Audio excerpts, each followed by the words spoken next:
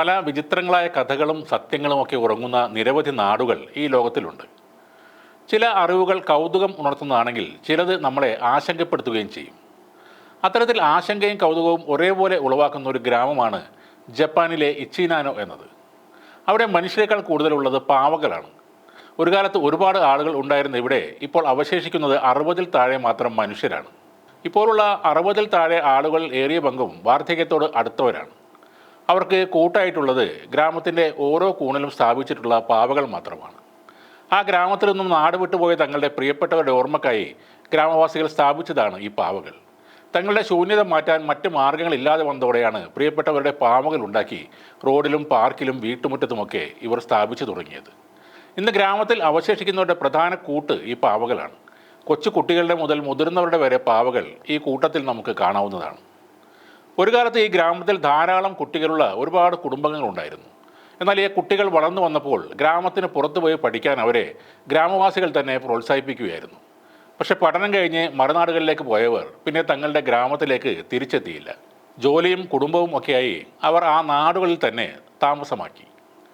അതോടെ ഗ്രാമത്തിൽ നിന്ന് യുവാക്കളും കുട്ടികളും പാടെ അപ്രത്യക്ഷമായി.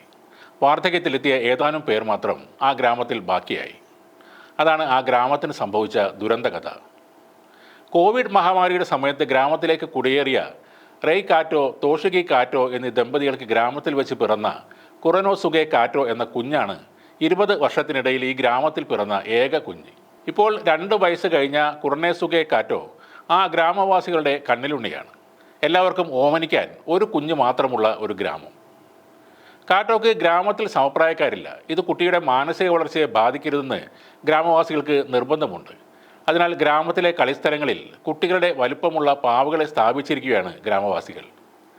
കാറ്റോയുടെ ഒറ്റപ്പെടലിന് അറുതി വരുത്താൻ തീരുമാനിച്ചിരിക്കുകയാണ് അച്ഛൻ തോഷിക്കയും അമ്മ റയ്യും. അവനൊരു സഹോദരിയോ സഹോദരനോ വേണം.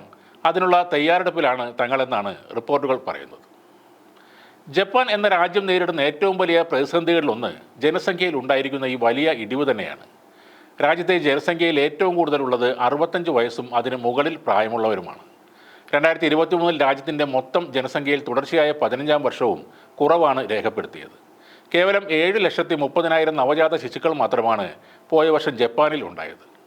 നമ്മുടെ രാജ്യം നേരിടുന്ന പ്രശ്നങ്ങളിൽ ഒന്ന് ജനസംഖ്യ വർധനമാണെങ്കിൽ ജപ്പാനും റഷ്യയും അടക്കമുള്ള പല രാജ്യങ്ങളും അവരുടെ ജനസംഖ്യ ഉയർത്തുവാൻ വേണ്ടി ഇപ്പോൾ വല്ലാതെ കഷ്ടപ്പെടുകയാണ്.